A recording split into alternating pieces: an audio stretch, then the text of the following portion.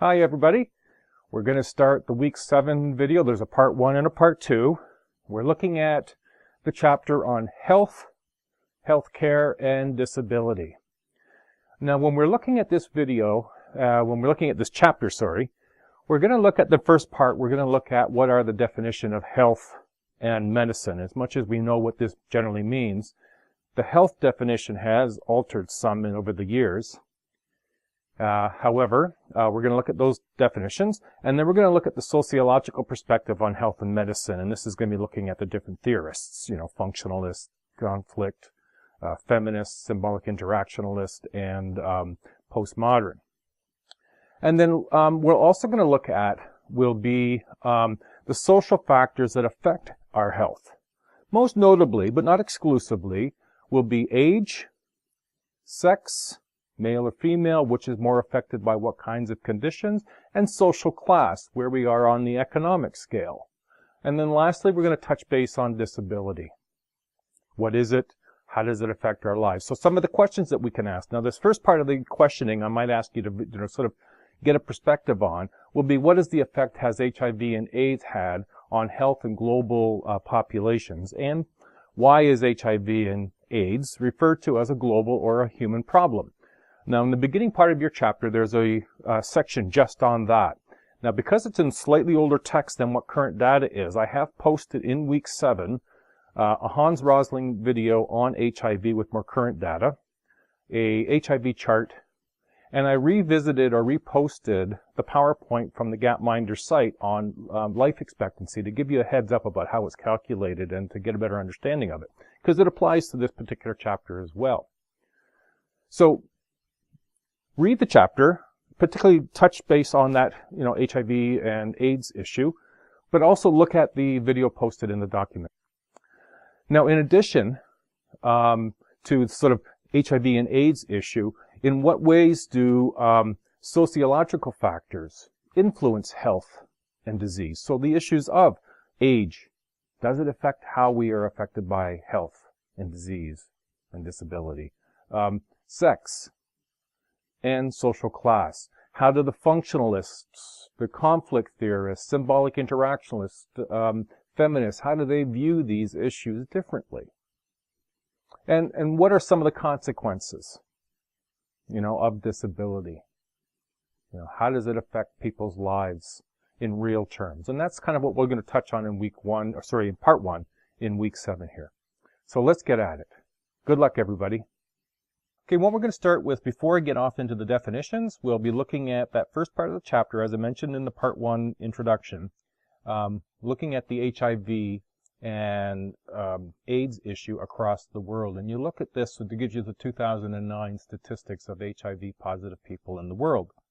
Now, in week 7, I have posted a video done by Hans Rosling and a chart that they put out with the bubbles to sort of show the distribution of HIV in more current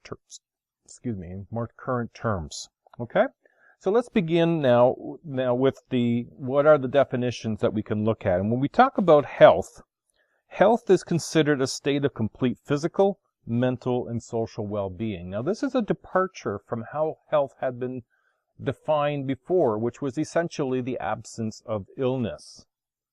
However, health, in a more positive spin on it, looks at your mental well-being, psychological, cognitive, and spiritual, your physical, which is typical what we would normally associate with wellness and health, and then looking at the social, the sort of community, cultural, the place in which you live, the people in which you associate with, as being all part of what is health.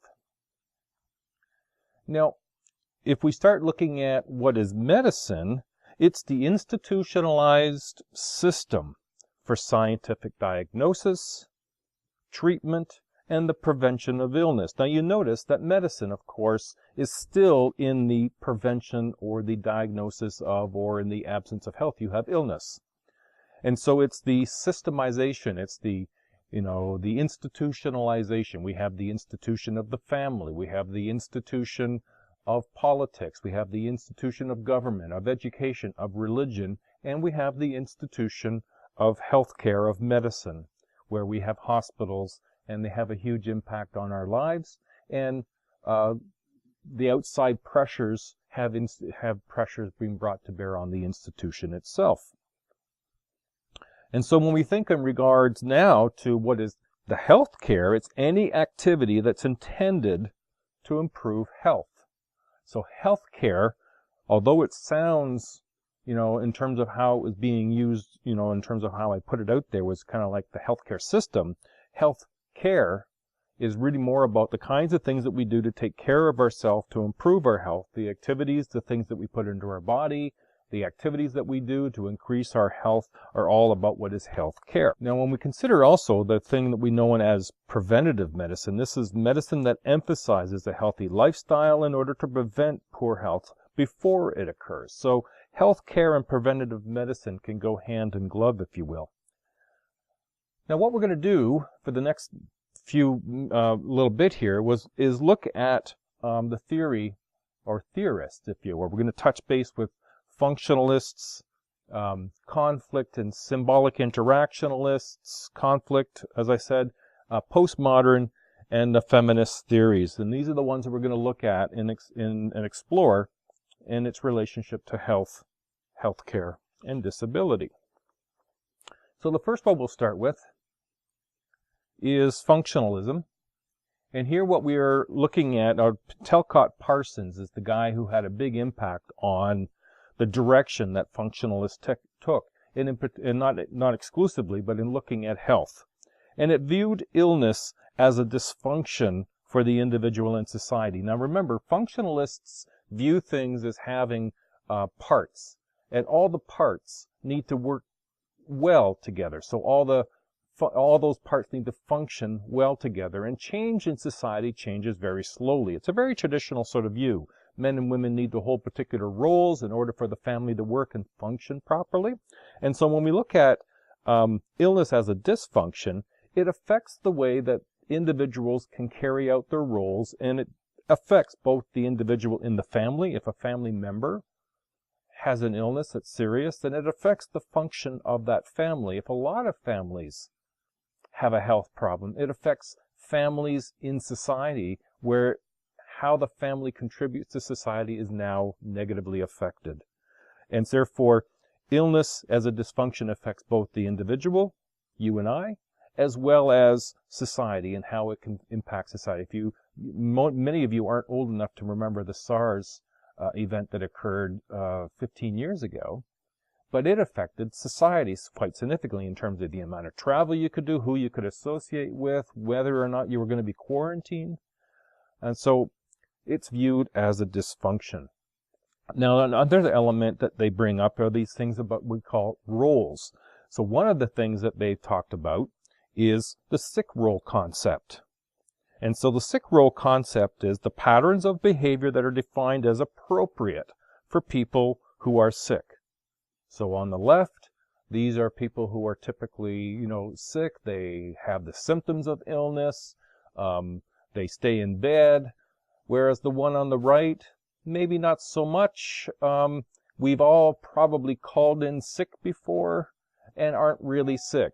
Now, according to the functionalists, this is not fulfilling the sick role. The sick role is being legitimately ill and being able to demonstrate that and act accordingly. So now, when you look at what is the sick role, well, we can look at the characteristics for legitimacy. So what do you got to do to meet the expectations of the functionalist and the sick role? Well, one, you're not exempt. One is that you are exempt from normal social responsibilities. If you call in sick, you don't go out with your buddies and have drinks. So you're exempt from normal social responsibilities. You stay home and you get better. You're not responsible for your condition. That just means that it's not self-inflicted. I got hungover is something you're responsible for. A sick person must want to get well. And 4, the sick person should seek competent help and cooperate with the health practitioner's recommendations. So if you are sick, you accept that you are. You're not expected to go to work if you're sick. You must want to get well, not necessarily to get back to work, but certainly to get well and be back on your feet again. You should seek out the appropriate help. Go see your doctor. If the doctor tells you to do this, that, and the other, you do this, that, and the other to get better. Because the physicians, number 5, are the gatekeepers. They're the people who maintain control over who gets the treatment and therefore are sick and therefore fit the sick role and who do not. And so this is the position that the functionalists take. Now, some of the critiques of this, or what seems to be the problem, is they put too much responsibility on the sick person. That in order to, be this sick person in society, you need to fulfill an awful lot of responsibilities. And that's one of the critiques. Now, we move into looking at conflict instead. The theme in conflict is to look at the political, the economic, and the social forces that affect health and health care, and the inequities that result. And so it's not singly around health specifically, but it's including the political, economic, and the social forces. Not everything's equal. And so how do we look at creating more equities in the healthcare system? So some of the issues, well, who gets funding for research? What political or economic links are affiliated with funding? An example would be the power of special interest groups. Some of the benefits can be that the gay rights organizations have lobbied and have gained more research into what is AIDS and the conflict of, or the cause of AIDS, and therefore also the solution for AIDS. AIDS research received about 10 times the funding that breast cancer did, and that's an interesting. So special interest groups can influence who gets what funding to do what sorts of research.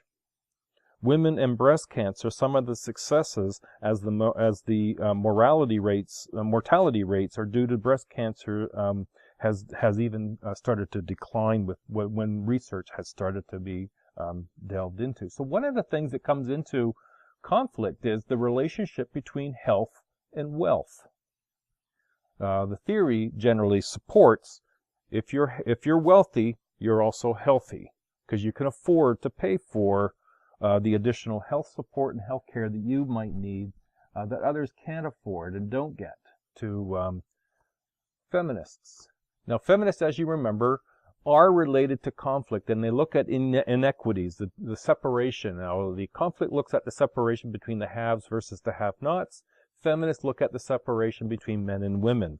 And the women in more traditional sort of view, in traditional societies, women's reproductive health has been cared for by other women, such as midwives or herbalists. And these women provide expertise and support from women's natural passages in life. Now, in more modern societies, in the late 19th century, going back, male doctors medicalized childbirth as a medical problem. The American Society for Plastic and Reconstructive Surgery defines having small breasts as a disease, termed micrometastia. Now, that's kind of ridiculous, don't you think? But in terms of how the feminists view some of the issues that affect women's health, it's the medicalization, and we'll talk about this later on, the medicalization of some conditions that are otherwise not a medical condition. It doesn't interfere with a person's ability to live their life, and yet when we medicalize it, it becomes something that needs to be cured. Okay. So part of the example around this micromastia is around examples of the social construction of women's health from a more dominant patriarchal institutions. The idea that small breasts are a disease really do more to support the medical companies that can make more money based on transplants, is the argument of the feminist perspective. Now, if you were to change that around and say that this was a matriarchal society and the focus was on, men that don't have broad enough shoulders, was viewed as somehow a disability, and that men were somehow unhealthy with not having broad shoulders, it's just as ridiculous. The difference is that our society is not matriarchal, it's patriarchal. And so some of the issues that we view as being normal may be because we accept the patriarchal society and don't view it as being somehow unequal and unfair.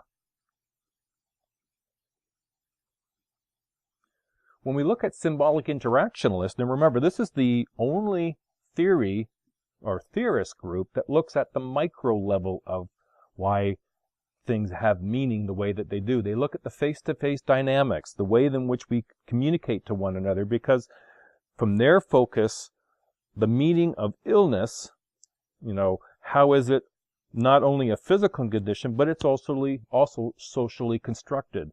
I can remember back when I was younger, cancer really wasn't a part of the common language of people. And then when the word cancer started to come out, people wouldn't even say the word. That was so associated, the meaning of cancer was so associated with death and dying that they wouldn't even use the word. I can remember when the adjustment came and they called it, well, they got the big C. That the meaning associated with it. Well, now we have, I don't remember the number, but a huge number of cancers that can be cured. It's not a death sentence anymore.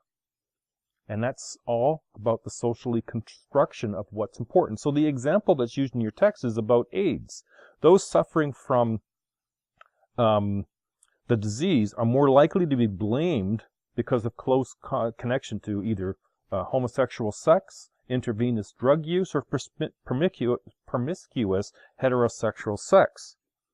But that's not the only way, and neither is that, in some respects, all the main cause or reasons. For example, an example of this illness of having AIDS then becomes a stigma. Many have been rejected by others for suffering discrimination and prejudice.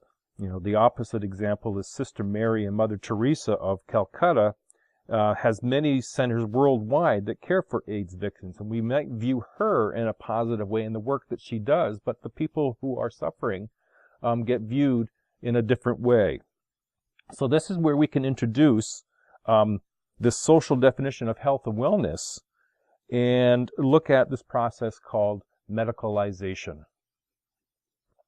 Now, medicalization is about, that although illness is physical, how it is defined varies. Medicalization is the process whereby an object or a condition becomes defined by society as a physical or psychological illness. And so, as you can see in the bottom left-hand corner, the medications used to help with erectile dysfunction or for women, low libido, has been medicalized. It wasn't like men just started having problems with erections in the 1990s. They've been having this going on forever when you get older. It's part of what we consider to be normal aging for some time. But then it became medicalized, and therefore the companies went out of their way, or you could argue the companies medicalized it by going out of the way to find a solution to this, because men were complaining. And so we came up with our little blue pill, which enables men to carry on a successful, normal-looking sex life. But it was medicalized in order for there to be a medical solution. And then women, well, they argued, well, we have our own issues, so we medicalize those issues too. We have medicalized things that don't stay medicalized. Just as conditions can be medicalized, they can also be demedicalized. Some examples: homosexuality was at one point medicalized. You'd go in to be cured. And with so many failures in being cured, it was demedicalized and became something that you didn't go out and cure. You can still find people who will argue they can cure homosexuality. It was at one point defined as an aberration later on, as a mental disease, and then the definition has since changed. Menopause, childbirth had been medicalized, and attempts to redefine natural processes rather than as an illness. And so this has been a process that you can argue has gone on for some time. For postmodern, what we're looking at for the most part with postmodern looks at much of health is still not really known. Chronic fatigue syndrome, post-traumatic stress disorder, attention deficit disorder, male menopause, and some types of addictions. We don't know very much about it. And so the conflict between biology conflict between biology, biomedical, and culture, biocultural. Much of postmodern medicine focuses on the fixation of health and youth. Changing biology, well, to improve on the nature using ways to alter the body with plastic surgery, extending the life using extraordinary methods, searching for the fountain of youth, new narratives about life or youth forever.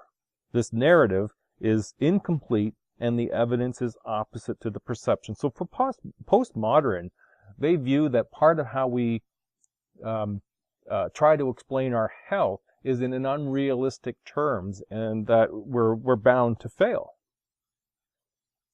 Now the last little piece here I'm going to show, this is in your textbook. It's just a brief little overview of the theories to give you a reminder of the bits and pieces.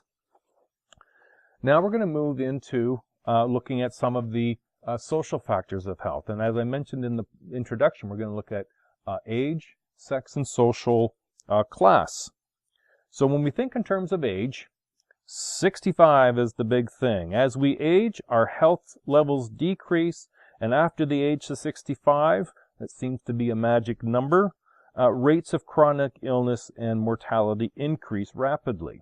Now, as the population ages and the boomers get older, that's a large number, and a large number of people who are actually healthier than they had been in the past. But because it's such a large number, that number of people in need, health-wise, increases as well. Some examples of the kinds of conditions and diseases that affect people over 65. Senile dementia, a term for disease such as Alzheimer's and the involvement of progressive impairment of judgment and memory. The forecast, by 2031, nearly 800,000 people will suffer from some form of dementia. Now, that's a huge number. Those of you in the healthcare field can look forward to continued employment opportunities. If we look at sex, we can see that the pattern before the 20th century is that women died younger than men. People born in 2007, the life expectancy of women is now 83 years, and compared to the 78 for men. Now, what are some of the factors? Well, women engage in less risky work and less risky behavior, which could affect why they might outlive men. Genetically, at all ages, women have higher survival rates. And women use healthcare systems more than men. Men tend to avoid doctors, especially as they get older. They don't trust the system, as it were. And so there's reasons why women outlast men. Now, what's starting to happen demographically as well, as more women engage in work for longer periods of time, choosing work over family, we find that more women suffer from the same kinds of medical issues that men typically have. Heart disease as one, cardiovascular disease, respiratory disease, the kinds of things associated with the kinds of behaviors that men have exhibited for many years. We start to see that emerging with women. Will the differences between the sexes converge? Will this start to merge together? Some evidence is yes. Why? Well, women's work is becoming more and more like men, as I mentioned. Work with all the stresses and the problems that go with it. Research on women's health has not equaled the research on men's health, and that's not just a feminist perspective. When medical world had investigated health issues, they looked predominantly towards men doing research on a population that was predominantly their population being studied were predominantly men over women. And so, for example, if you know what the typical response rate you're supposed to do when you have a heart attack or you start having signs of a heart attack, those are the signs for men. They're not the same symptoms that women will experience. You should Google what the differences are to see in case you are someone susceptible in the future. If you're looking for the symptoms that are typical for a heart attack and you're a woman, you might be searching for the wrong symptoms. When we look about social class, and this is a repeated pattern, we're seeing here children with lower functionally health and average household income. The lower your income, the less healthy you are. And this is found over and over and over again. People of lower class have poorer health than those who are higher class. The evidence, well, men who live in upper class areas live on average 4 to 5 more years than do men in lower class areas. Low income Canadians suffer more from high blood pressure, stomach ulcers, more than those people who are in high income areas. So when we think, well, what are some of the factors for poor health? Well, poverty. You don't eat as well. You don't nourish your body as well. Your body suffers, and sometimes that comes out in different health issues and diseases. Poor food quality. There were some studies done in Toronto that found those who were in richer areas of Toronto have immediate access to better quality food in terms of in walking distance, access to gyms and health facilities and recreational facilities, than people in lower income areas that couldn't walk to good health food and good recreational facilities. The poor housing and crowding is more of an issue for people in lower income, higher rates of violence, and legacy of colonialism. This is just being treated in quite a different way. So when we think in terms of some of the issues, we have lower quality of food, higher incidence of alcohol abuse, higher incidences of smoking. In spite of the universal health care, it's often poverty which is so negative to health. Yet the longevity gap between the rich and the poor is narrowing due to the lower infant mortality rates that, as we see in most countries, we see this happening. Okay. Let's move on to disability. By definition, disability is a physical or health condition that reduces a person's ability to perform tasks that he or she would normally do at a given state in their life, and that may result in stigmatization or discrimination against the person. Now there's a problem. Less access to resources of society than other Canadians. Not being able to access certain things. Choosing where to live. My friend who's in a wheelchair knew where he would like to live, but he had to move. This was quite a few years ago, mind you, and it's changed some since. We have an Accessibility Act, which guarantees that there will be accessibility for people with disabilities in all society, but that's got another 10 years before it has to be implemented. But this access, where he wanted to live, he couldn't live. He had to move to a place that had access for wheelchair in the apartment, that he could get his wheelchair under the sink so his knees could get under so he could do dishes. If you have a wheelchair and you go into a regular kitchen, a lot of things you can't access very easily because your knees bump into it or the cupboards are too high. So some of the disability oppression, the barriers that exist for people with disabilities in Canadian society, you'll find that if you were to imagine yourself in a chair, there's a lot of stores you can't maneuver around because the aisles are too small, or as the image indicates, there's too many stairs. Some of the other, accessibility devices, transportation problems, employment discrimination. About 4.4 million people age 15 and over, representing about 14% of the adult Canadians, have one or more physical or mental disabilities. That's quite a large number of Canadians. The numbers have increased. And why? Well, there's an advancement in medical technology that saves many more people who would have otherwise died.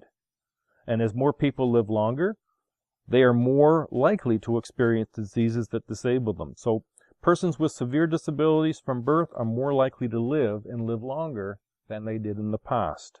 Some other factors that can affect disability? Well, the environment we live in, both in terms of the physical environment and the social environment, our lifestyle, working conditions. In 2001, 1 out of every 8 Canadians experienced limitations due to the physical or mental conditions in which they lived. So when we look at living with disabilities, people either deny or accept it. The difficulty to work, about 25% of working age people with disabilities were in a workplace.